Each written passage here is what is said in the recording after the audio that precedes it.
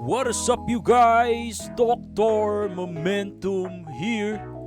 And right now meron na naman tayong panibagong video. Ang title ng video na ito, Bitcoin, possible pa bang mag-break out above 100k? So mamaya sasagutin natin yan, pero for now tumigay pa tayo, kain lang natin. For now, reviewin muna natin kung ano ba ang ginagawa ni BTC.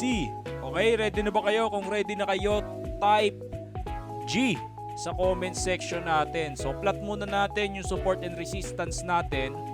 Punta tayo sa weekly para sa mga newbie, ganito ko siya ginagawa, no? So wala tayong line chart kasi naka full screen tayo. Pero basically, kinukuha ko lang yung both ends ng ating wick. Ang tawag dito, wick. And then nilalagyan ko siya ng linya. Okay, so asan na ba yung circle natin dyan? So basically, this is our resistance and support.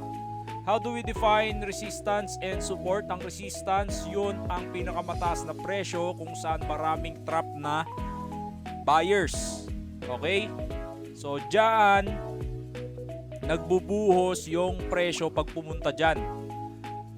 Okay? So, kasi maraming trap na buyers dyan. Yung pinakamadaling explanation sa akin, yung wala nang isip-isip. Pag support naman, dyan nagbabounce yung presyo kasi maraming willing bumili sa area na yan. Okay? So, yun lang. Pero kung gusto nyo pang palalimin yung example na yan, kasi kanto explanation lang tayo, you can search it on Google. Okay, so ano ba ang ginagawa ni BTC? Oy, ba't ganito? Okay, ano ba ang ginagawa ni BTC? So ranging si BTC ngayon, ano? When we say ranging, it's on a sideways move. Okay? One tip that I can give you, pag ranging ang market, ang MA natin is spaghetti. Okay? So ano ba yung MA, Doc? Yan na yung moving average. Tingnan nyo, nag-criss-cross, which means that signifies a strong sideways trend. Nag-criss-cross, no? So, ibig sabihin, anong ibig sabihin yan? Accumulation si BTC. Okay? What do you mean by accumulation, Doc? Nagde-decide din yan kung aakyat ba yan o bababa. As of now, naglalaro yan sa 109 to 90k level. Ang gusto natin mangyari, syempre, umabove yan sa 100k. Okay? So, above mo yan sa 100k, we can see a bullish move. So right now, bounce yan sa area na yan, 90, where's the bounce? 96k level, and hopefully in the next coming weeks ma-reach natin yung 109k. But it will be a long consolidation, I believe. So discuss natin, Doc, possible pa bang bumalik si BTC sa 100k? Oo naman, possible naman. Yes, possible. Kasi buhay pa naman yung trend. Okay? So dito rin naman nag-consolidate yan, no? Kung makikita mo. So buhay pa rin naman yung trend. Okay, so bago tayo matapos, syempre marami nagtatanong, Doc, paano mo na-ispatan si Loose USDT? Paano mo na-trade dyan? So bibigyan ko kayo ng lesson. Ang secret idea dyan would be weekly. Tingnan nyo tong weekly time frame ni Loose. Kung ilang percent na in down. 95, 96%. So hindi ko na sinama tong green, ha. Nagbe-base lang tayo from red to red. Okay, so ano bang lesson ng bounce play? Paano mo nalaman, Doc, na tatalbog yan? In essence, kunyari may ano tayo, may basketball tayo dito, no? May basketball tayo dyan. Ang science o logic ng bounce play would be, kapalan natin to. Yan, kapalan natin. Kunyari, ito yung lupa. And then, ito, may bola ka dito. Pag yung bola mo from here, nahulog dito, tatalbog yan. Siyempre, di ba? Tatalbog yan. Kasi may gravity, eh. Gravity ba yun? Hindi ko alam. Pero tatalbog yan. Kahit anong bola.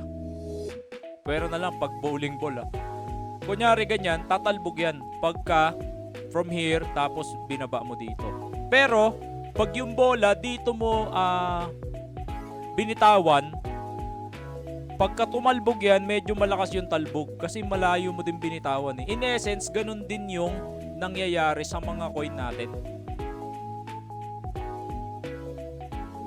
Okay? So, sorry yung aso kasi nagngangat-ngat eh.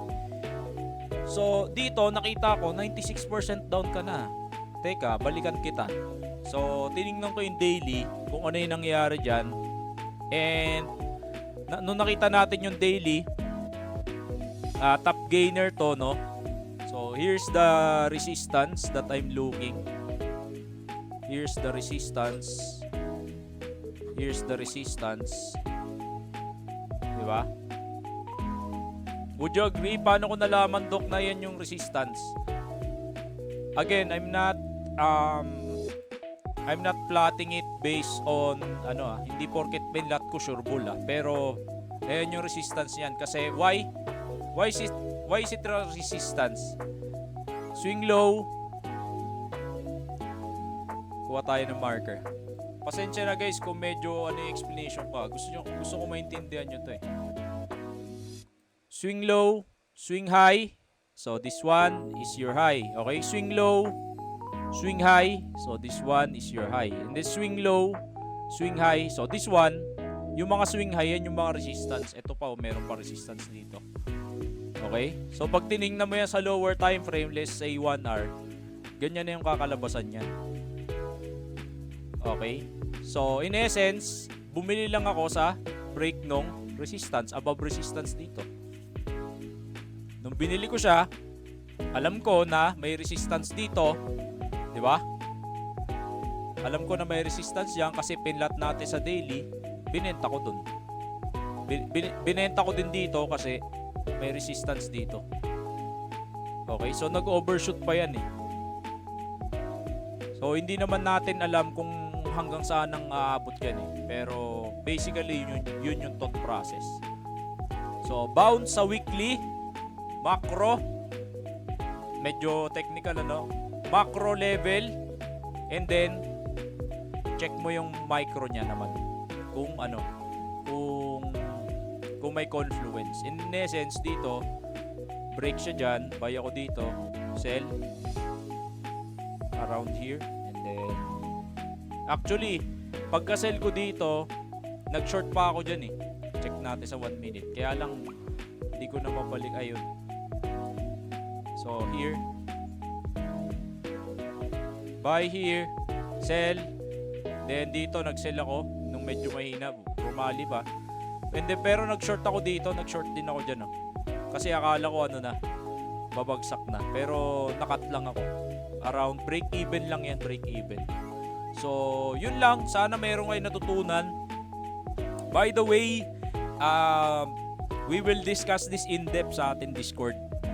Okay, sa ating ginagawang Discord. Hintay-hintay lang sa mga naghihintay, sa mga gusto matuto ng full system ng Dr. Momentum. Risk management, mental game, technical game, lahat-lahat ituturo na sa Discord. Ginagawa pa lang natin ngayon kasi gusto natin lahat ng modules is on point pagka binanatan nyo na siya. So, yun lang. Sana meron kayo natutunan. Hindi sana ako mag-upload ng video, kaya lang niisip ko talaga kayo eh. So, yun. Kung may natutunan ka, comment mo naman. Dr. Momentum #1. Okay, Dr. Momentum out.